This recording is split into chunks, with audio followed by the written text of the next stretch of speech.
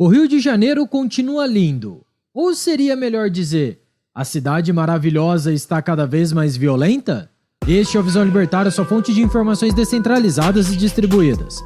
Esse artigo foi escrito por Quintessência, revisado por JJ Liber e narrado por Coreia com K.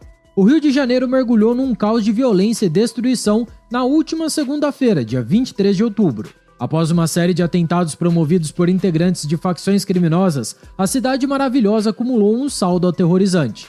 Ao menos 35 ônibus foram incendiados na zona oeste da capital fluminense. Além disso, também um trem, que saía de Santa Cruz em direção à estação central, teve sua cabine incendiada na estação Tancredo Neves.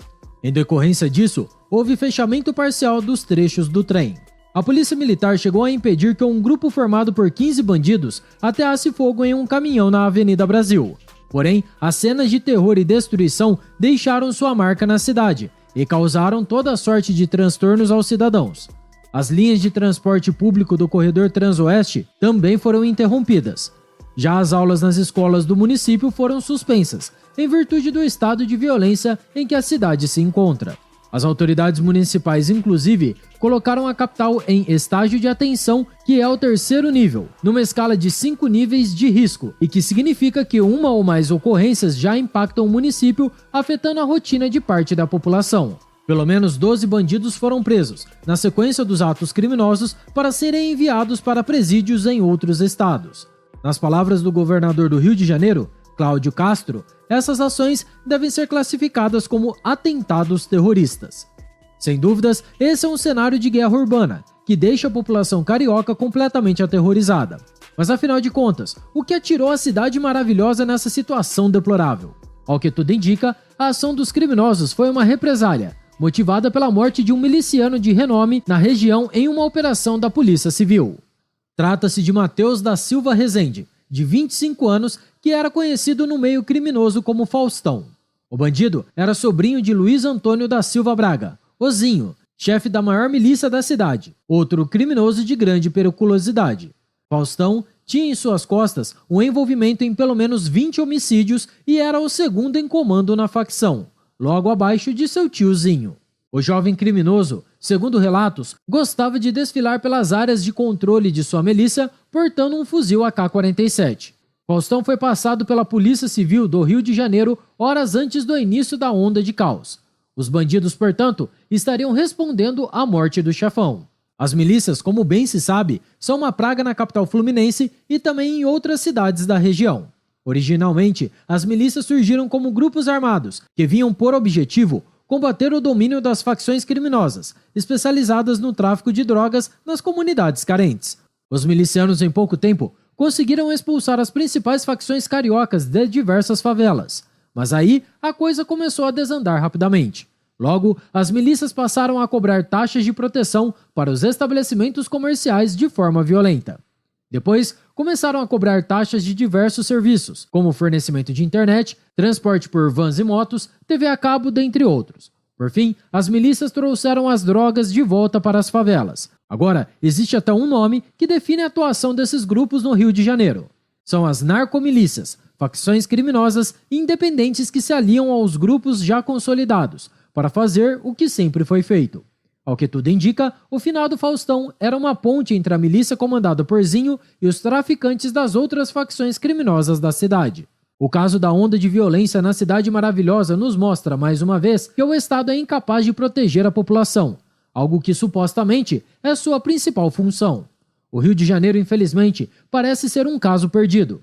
A cidade está loteada há muito tempo, com diversas partes do seu território sendo dominadas por grupos criminosos que aterrorizam a população que está sob seu controle. Nesses lugares, o que vale é a lei da facção. Por lá, os bandidos impõem normas de conduta, cobram impostos e instituem seus próprios tribunais. Eles são legisladores, juízes e executores. E o Estado, ao que tudo indica, parece ser incapaz de resolver essa situação, trazendo a paz de volta ao Rio de Janeiro. A violência apenas escala, de forma que os conflitos entre bandidos e com a polícia se tornam apenas frequentes e mais sangrentos. Inclusive, as citadas 20 mortes, atribuídas a mando de Faustão, estão relacionadas a disputas entre grupos criminosos. Trata-se de uma verdadeira guerra urbana, descarada, acontecendo em tempo real diante de nossos olhos. Porém, precisamos reconhecer um fato. As coisas realmente parecem estar piores agora que o PT voltou ao poder, não é mesmo? Eu sei que o tempo voa, mas vamos recapitular tudo o que já aconteceu no país em matéria de violência, desde que Lula voltou à cadeira presidencial. No mês de março, o Rio Grande do Norte foi varrido por uma onda de violência, que contou com mais de 300 ataques organizados por facções criminosas em diversas cidades. Naquela época, não obstante mais de 100 bandidos terem sido presos, ficou evidente para nós a incapacidade da governadora do estado, a petista Fátima Bezerra, de controlar a situação. Em setembro, foi a vez da Bahia, outro estado governado por petistas, ser o foco da escalada da violência. Por conta de conflitos entre facções rivais, mais de 50 pessoas perderam a vida no estado, e cenas de ônibus sendo incendiados, semelhantes àquelas que vimos agora no Rio de Janeiro, eram frequentes. E agora, temos mais essa crise carioca. Parece que o ano de 2023 está sendo muito empolgante para os bandidos, não é? Será que os criminosos se sentem mais à vontade para cometer seus atos bárbaros agora que o ex-detento está à presidência da República? Será que eles sabem que o PT e seus asseclas são muito coniventes com a bandidagem e que aquele papo do Lula de que ladrão rouba celular para tomar uma cervejinha não era só discurso retórico? Será que as facções criminosas sabem que agora o diálogo cabuloso está restabelecido? Bem, eu não sei dar essas respostas. O que eu sei, porém, é que definitivamente o Sr. Flávio Dino, ministro da Justiça e da Segurança Pública do governo Lula, e forte candidato para uma vaga no STF, é o pior nome a ocupar essa pasta em toda a história da República. Sua incapacidade de manter a paz e a ordem no Brasil já são evidentes para todos, inclusive, é claro, para os bandidos. De qualquer forma, o Gordola da pasta da segurança afirmou que vai aumentar a quantidade de equipes federais em atuação no Rio de Janeiro, para combater a criminalidade na cidade. De acordo com algumas fontes, o uso de forças militares do Exército Brasileiro na capital fluminense também vem sendo discutido, ainda que nos bastidores. Segundo Flávio Dino, alguns de seus subordinados e também o comandante da Força Nacional se encontrarão com autoridades da Polícia Federal no Rio de Janeiro para discutir o tema. Seja como for, a verdade é que o Estado não apenas é incapaz de conter a escalada da violência, ele é também, em primeiro lugar, o criador de toda essa violência. O atual cenário de caos e bandidagem, protagonizado por facções criminosas, a despeito dos parcos esforços da segurança pública, é resultado de uma série de intervenções estatais. Dentre os principais eventos causadores desse estado de coisas está a inútil guerra às drogas, que tornou o tráfico uma atividade extremamente lucrativa a ser explorada por grupos cada vez mais violentos, que usam de cada vez mais brutalidade. Não é a morte de Faustão das milícias que vai trazer paz ao Rio de Janeiro. No seu lugar, logo aparecerá outra liderança, talvez ainda mais violenta.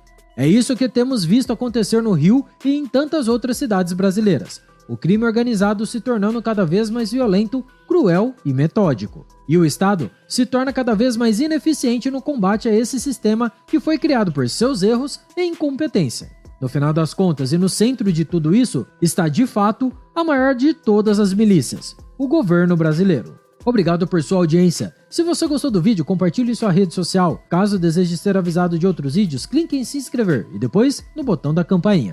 Até a próxima e tchau, obrigado.